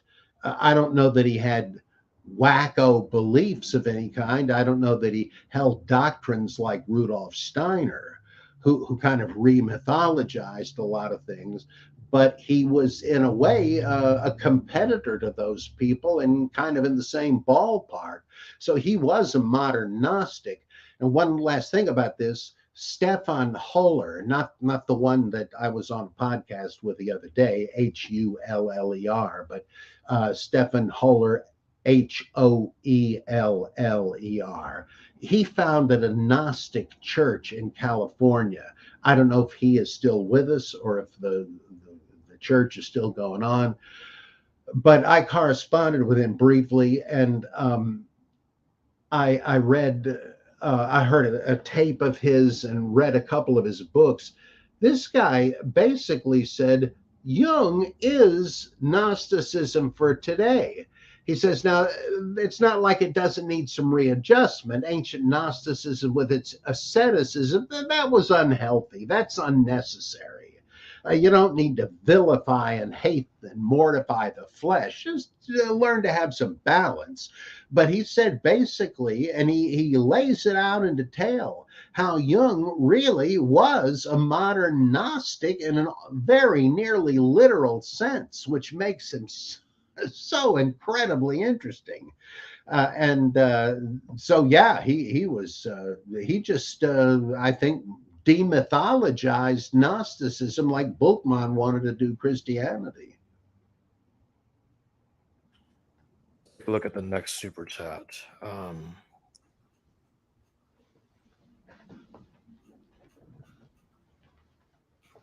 Okay, here we go. Paul Kickling. Thanks again, Paul. Judaism is posited to be similar to Zoroastrian astrology, Jesus being taken to England by Joseph of Arimathea. A scholar has found evidence for it.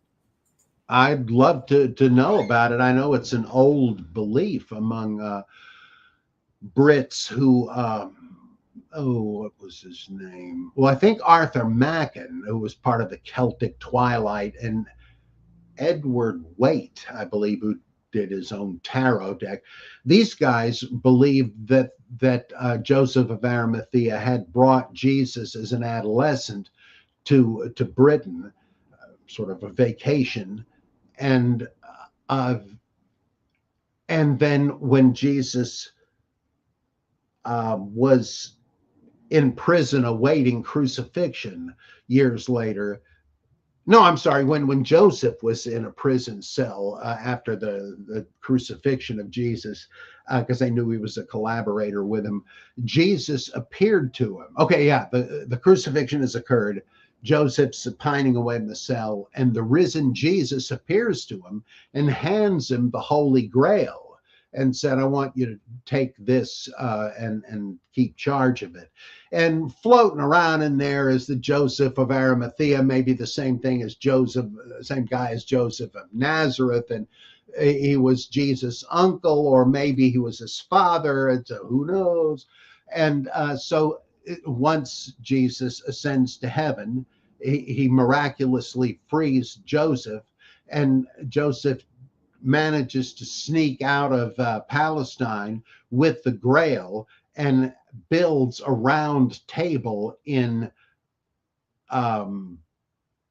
Brittany, I guess it is, on the little edge of France, and it stays there for a while. I don't remember how long or why now, but he then finally takes it to Glastonbury in England, and another round table is built for it. And this, of course, is the round table of Arthur's knights who go questing after the Grail. Boy, I love this stuff. I loved, but the idea was that these guys in the Celtic Twilight movement were saying the Catholic Church says that Christianity was brought to the British Isles by the other Saint Augustine, the later one, and that he converted a bunch of the heathens there and the Druids and stuff, I guess.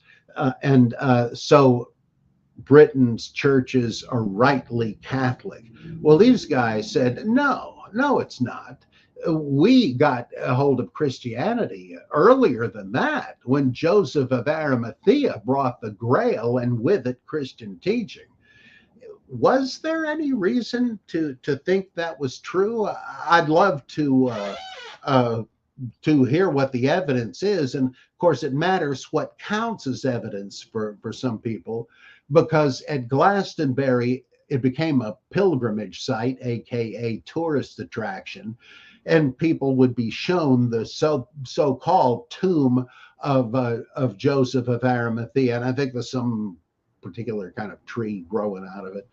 And then the trade slacked off, and they eventually said, well, how about we tell them that Arthur and Guinevere are buried here? Yeah, traffic might pick up, as indeed it did. I could go into how this really attests Martin Note's redundancy principle, but I won't. I'll spare you that. But if somebody is now saying there is real evidence, I'd sure love to read about it. I'm one of these rare birds where I don't just believe every crazy thing that comes along, but I'm like Fox Mulder. I want to believe. Like, I don't try to shut down surprising new theories. Maybe they're true, and I want to give them a chance. Look at the next super chat. Vesper, thank you for your super chat. Was Cathartism the most evolved form of Gnosticism? I don't know enough about it to say. It's often compared to Manichaeism, but that may be because it was the closest thing people at the time knew to compare it with. Apparently, there was no genetic connection between them, though it's possible because they also existed in Eastern Europe as the Bogomils and so forth. And it could be. Whether it was more developed than the usual brand, I don't know, but I've always thought it was quite interesting that I always think with parallels, that given a certain logic present in two different unrelated theological systems, you got to keep your eyes open to see if certain features have spontaneously arisen over there in the other guy's religion. And this is one of them that did, because one of the religions most like Gnosticism is Jainism, which is roughly contemporary with Buddhism and very much like it in some ways. Well, they are big on drastic asceticism when they figure that they've really cut the tie with the body and don't need to be reincarnated anymore. They will starve themselves to death, and they're done with it. Why should they wait around? And what do you know? The Cathari did the same thing. I don't think they had ever heard of the Jainists or vice versa, but they also had this flesh spirit dualism, and they said that if in this life you believe you have sloughed off any real connection with the flesh, you've been completely sanctified from it, you now are one of the perfect, and you should undergo ritual suicide by starvation. I don't think they borrowed it from each other. It was just that having the same assumptions, they naturally came up with the same idea, as bizarre as it seems to the rest of us. Let's take a look at the next one. I think it's Paul Kickling again. It is. Thank you for your super chat again, Paul. You've been super chatting a lot in this stream. You too might be interested in this. I'm writing about how Gnostic and Orthodox Christianity can be syncretized if you remove the misunderstandings. Sounds good. I'd like to read it. Is this a book or an article? The reason I ask is if this is an article, I'd sure be interested in publishing it in the Journal of Higher Criticism. If it winds up being a book, I'd like to review it. So let me know. You can contact me at Criticus, the word critic with a US on the end, criticus@aol.com. Excellent. Let's take a look at the next one. Constellation Pegasus again. Thank you. Any reason why Mandeans survived and the others die off? Just a quirk of fate and history? Well, possibly because of the identification with John the Baptist. Muslims would have viewed them as another people of the book, because, of course, John the Baptist is a saint for them. They call him Yahya, which is the Arabic for John. And so they would have had no problem with John the Baptist. And if these guys were devotees of John, well, they wouldn't have agreed with everything they said, but they didn't agree with Christian Christology either. But they were still part of the same family tree. And so Muslims said Jews and Christians and probably Samaritans. And I would think Mandeans are peoples of the book. Sure wish they'd wise up and accept the Quran, but nonetheless, they're the people of God. Whereas other groups like, well, the Yazidis, it's a little surprising they survive, because they're part of the same family tree too, but they worship Satan, right?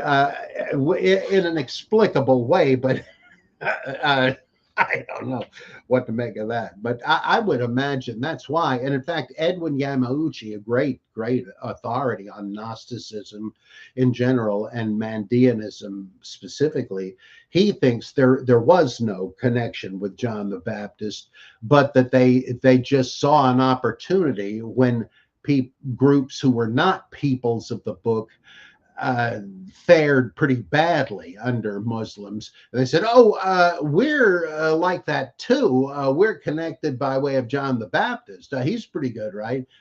Yeah, all right. I don't accept that though. If that's all you were going to do, you wouldn't come. How would you wind up saying Jesus was an antichrist and a false prophet? No, that means you like John, not Jesus. And they claim to stem from that historical period. Is that so absurd? So does Christianity. Take a look at the next one. Paul Kickling again, thanks.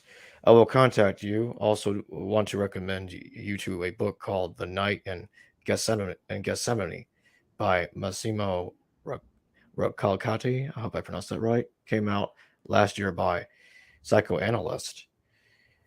Before Dr. Price responds, I'll just say real quickly, you can feel free to contact me too, Paul. I'm interested. JacobBerman553@gmail.com. Maybe you and Price can even appear together eventually. Oh, yeah, that'd be great. Thank you. Yeah, go ahead and address his question, Dr. Price, if you want to. Oh, yeah, I'll look into the book. I'm not familiar with it. There's not also a question, right? I think it's just the. It doesn't look like there's a question there. I think that's it for right now. I don't see any other super chats for the moment. Okay, so that takes me to another question for you while we wait for super chats. Why is it that in the 2nd century, if you look at Acts, Simon Magus and Paul appear to be portrayed as distinct figures? But you say that they were originally the same character. Are there any texts that we have that were written before Acts that shows them being the same figure?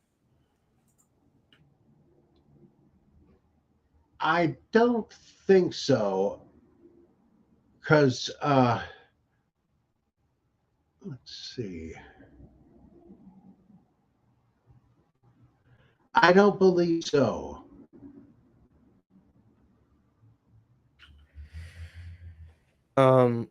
There's a text that is highly regarded as a forgery or really fabrication because there's no earlier version of 3 Corinthians. I mean, because something can't be a forgery unless it's based on some real version. 3 Corinthians seems to portray Simon Magus, and it seems to mention Simon Magus and Paul, or at least I've heard someone suggest that. I think I have to look at the text again. I don't remember, but it's been suggested by somebody, if my memory serves me well on this one, that they were arguing with one another, kind of like Paul and Peter do in Acts. Oh, sorry, not Acts. Sorry, Galatians, not in Acts. What do you think of that? That Paul and Simon were on the stage at the same time? Yeah, it's been suggested that 3 Corinthians seems to portray it that way. But actually, I got a better question. Let's forget about that one. Do you think that Aunt Tomas, who you identify Simon Magus, like Simon Charlton and Josephus, is the same person as Saul, the kinsman of Herod Agrippa? I don't know. I was just thinking about that. It's possible, but I don't know. Well, that you could connect that up with the fact that Simon, the magician who was part of the entourage of Festus, Felix, Drusilla, Bernice, and those guys, was the fact that he was associated with them, and that Saulus is connected to the Herodian house too. It might fit. I don't know. I would think the names are too common though to put much emphasis on it. But that's true of any argument based on names. Could be. I've never really thought of it before a few minutes ago. Let's take a look at the next super chat because we got one here. Benjamin Bunny Glasser, thank you. What do y'all think about Paul's Herodian connects? Well, it makes sense if there was a separate character called. Well, it makes sense no matter whether you think Paul was Simon Magus or not, because we have connections with both of those names with the Herodian line. That Simon and Josephus was like a kind of Rasputin counselor to Bernice and Drusilla. But I'm not sure. That's it seems to me kind of a weak read. I mean, but that's not what you're saying, though. If you take it the way Robert Eisenman does and leave out the Simon Magus thing, you don't have to worry about that. And that makes sense to me. I don't know that you could prove it, but it's by no means implausible. Since the question's addressed to both of us, I guess I'll go next. Personally, I mean, I can see, I can understand Dr. Price's argument because there's a later text that does seem to conflate Simon Magus with Paul. I see that. I'm convinced of that there's later text that confuse Simon Magus with Paul. In my personal opinion, I don't think they were originally the same character, since I'm convinced of Robert Eisenman's argument that Josephus does mention Paul. Saul, the kinsman Herod Agrippa. That seems pretty clear to me. Paul was a Herodian. That's why that he's fleeing from King Aretas in 2 Corinthians, just like the rest of the Herodians were in AD 37. Seems basic. But since Josephus mentions Atamas or Simon, Josephus seems to be portraying them as two separate characters, which I think is an issue if Simon Magus and Paul, or at least Saul of Tarsus, who was supposed to be Paul, were originally the same person. Well, doesn't Eisenman say that Atamas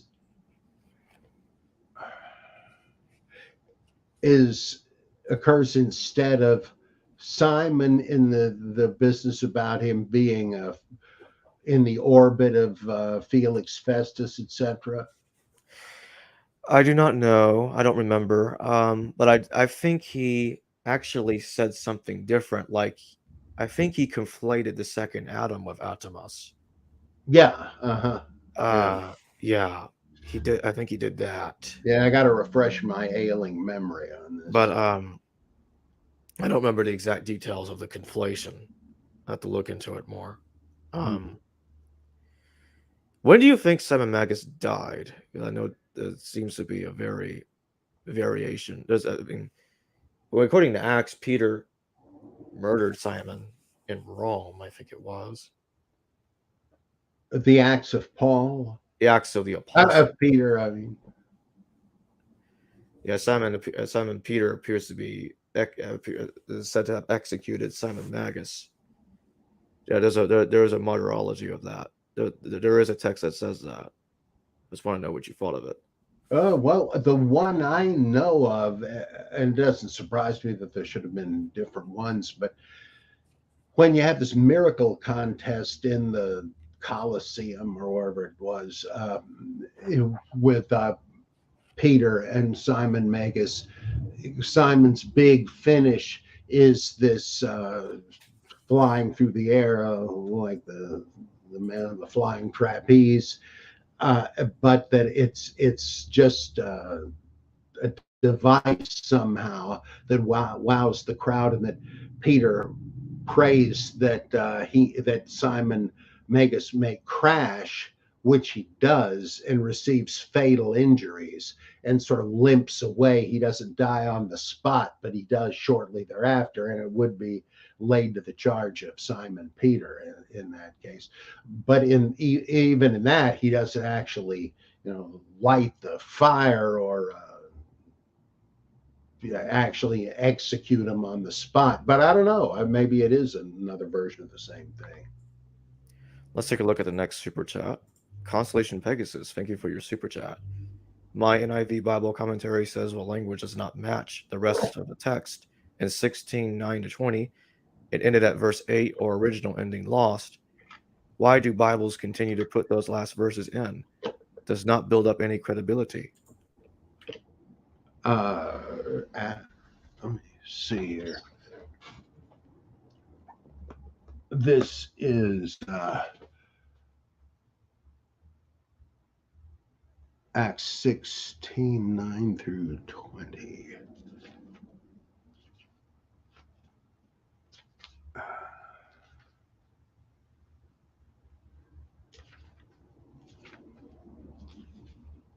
Let's see, I'll have it in a second. Acts 16.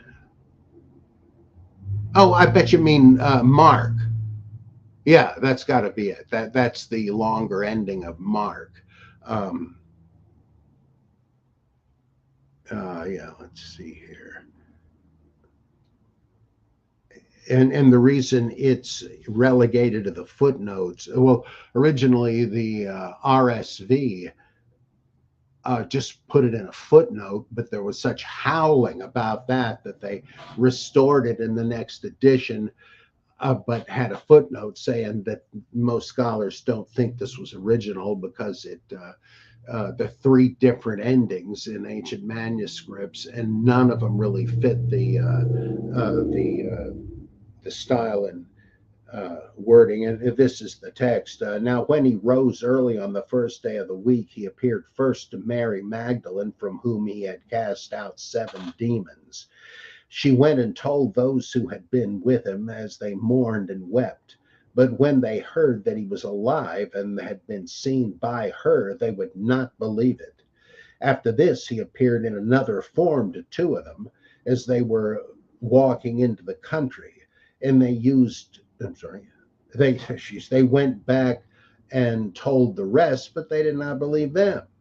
Afterward, he appeared to the 11 themselves as they sat at table, and he upbraided them for their unbelief and hardness of heart, because they had not believed those who saw him after he had risen. And he said to them, "Go into all the world and preach the gospel to the whole creation. He who believes and is baptized will be saved, but he who does not believe will be condemned. And these signs will accompany those who believe. In my name, they will cast out demons. They will speak in new tongues. When they pick up serpents, and they will pick up sermons, and if sermons, serpents, and if they drink any deadly thing, it will not hurt them. They will lay their hands on the sick, and they will recover." Then the Lord Jesus, after he had spoken to them, was taken up into heaven and sat down at the right hand of God. And they went forth and preached everywhere, while the Lord worked with them and confirmed the message with the signs that attended it. And some copies don't have that, but instead they have, after verse 8, but they reported briefly to Peter and those with him all that they had been told. And after this, Jesus himself sent out by means of them from east to west the sacred and imperishable proclamation of eternal salvation. And then there is yet another version that appears in one manuscript, where there's more of a dialogue between Jesus and the disciples. Say, "How come you idiots didn't believe when they told you?" And well, you got to understand that we're in the age of sin, and nothing's that clear, and so forth. And then he gives them the Great Commission and so forth. So people didn't think that it originally ended at verse 8, which most modern scholars do think. Somebody's. Well, he did super chat another one here, and he said it's Mark. Yeah. Yeah, I figured. Yeah, that's what I was just reading from. Yeah, boy, there are these bits and pieces of Mark that somebody thought belonged, like secret Mark. Let's take a look at the next one. Paul Kickling again. Thank you. What do you know of Lucius Charenus, the apparent disciple of John, or Faustus of Mileve, a Manichaean bishop who had a confrontation with Augustine?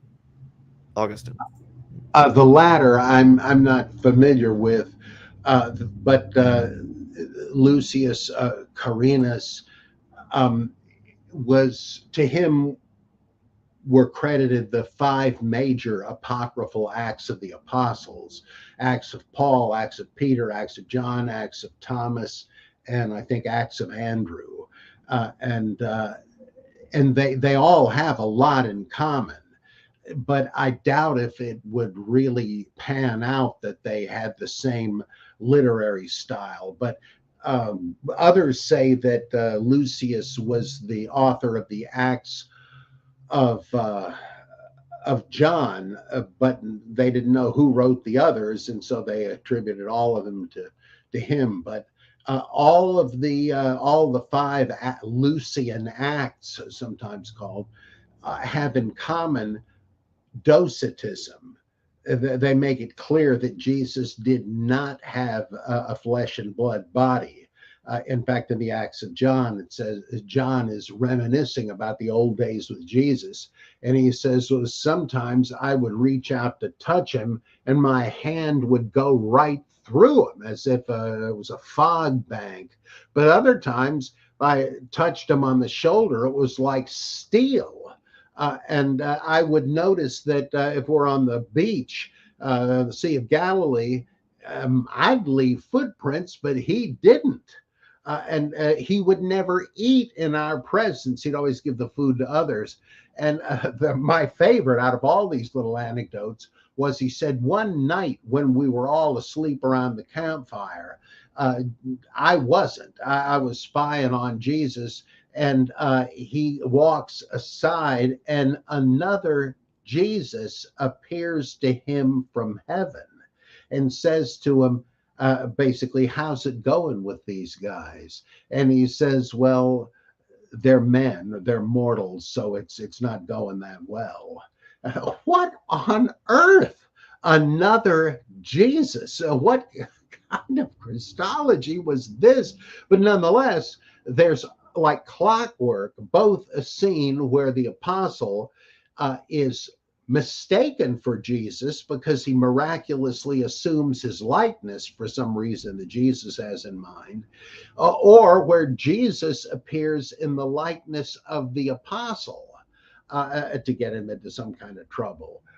And then there are these various signs that Jesus didn't have flesh. And aside from material that seems to be secondary, like the round dance of the Savior in the Acts of John, or the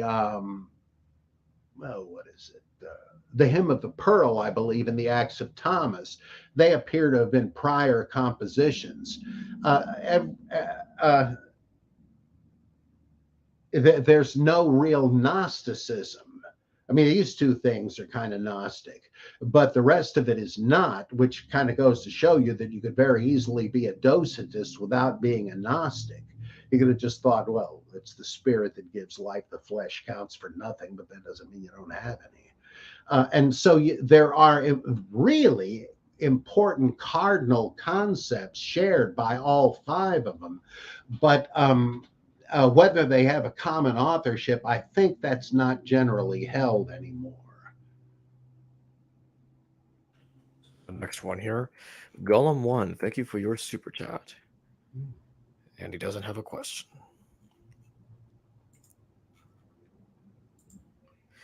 What do you think of the in the Toldif issue? I think we might have talked about this before in a video a while back. Simon Magus, not Simon Magus, Judas Iscariot and Jesus are flying in the air like Supermen, fighting each other in the air. And in the much older text, Simon Magus does that with, I think, Peter. Yeah. And I believe Dr. Faustus does it with somebody in a still later work. Is Simon Magus and Peter kind of being recast as Jesus and Judas, who are imitating the two of them in a later text? Well, scholars usually think of the Toledo of the issue as later than the Acts of Peter, but I don't know that that's definite or settled, because to my surprise, there are hundreds of versions of the Toledoth Yeshu with significant differences. And there's also this ambiguity on how old is it? Because some of the things in it appear like the Gospel of John, that Jesus was crucified in a garden. Well, that pops up in, because you want to bring in the caretaker of the garden and so on. Well, that appears in Tertullian, where he says to you unbelievers that say the gardener moved the body, Jesus is going to wipe that smirk off your face when he gets back. And even in the canonical text, the fact that Mary confuses the gardener or the cemetery keeper, whatever, with Jesus, that almost sounds like one of these late propaganda things. The soldiers at the tomb, that's reflected in the Acts of in the Gospel of Nicodemus centuries later. And the what's another one? Oh, I forget. But some of these things we had thought might have been very late. Like, what if the Gospels, where they have these things, are reflecting polemics that are already making the rounds? And if that's so, it doesn't really help you date the Toledoth Yeshu, but it does kind of raise the question, is it possibly based on much older stuff? Or are these documents older? I think there's like most of the work still to be done on it. Of course, I won't be doing any of it because I don't know Hebrew, unfortunately, but it's just an extremely interesting thing, a persistent tradition of a Jewish anti-gospel. And some of it doesn't even sound like it's very anti. Hugh Schoenfield decades ago pointed out the fact that this sounds pretty good about Jesus. It makes him a revolutionary, but he's all the time quoting Old Testament passages about the Messiah, claiming to fulfill them, and nobody even tries to refute him. What is this? What it would look like if somebody was trying to ridicule Jesus? I don't think so. So who knows what this thing was or when it appeared first. So you do think that in later texts, Jesus and Judas are being rewritten to imitate Simon Magus and Peter? Well, the problem is it could be the other way around, depending on how old the underlying stories are. But if they first appeared in those stories, in those books, and the books were written in that order, then in whatever order you think the books were written, you would have the literary dependence reflected in the use of the aerial battle. But I'm just thinking it's all perhaps too ambiguous.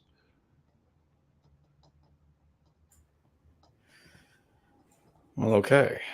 I think we're done for the day. I've definitely run out of questions. I don't see any. I don't see any more super chats. Well, thanks for joining me once again, Dr. Price. I really enjoyed this over 2-hour conversation. Oh yeah, fascinating. I think everybody that super chatted their questions. I think everybody else that participated in the live chat. And I'll see all you later. Yep. Bye-bye. Hello, viewers. Thanks for watching this video from the History Valley YouTube channel. Please don't forget to subscribe and hit the notification bell. And if any of you wish to further support this channel, please consider checking out this channel's Patreon page and becoming a patron, and or donate through PayPal or through Super Chat during a live stream. Thank you.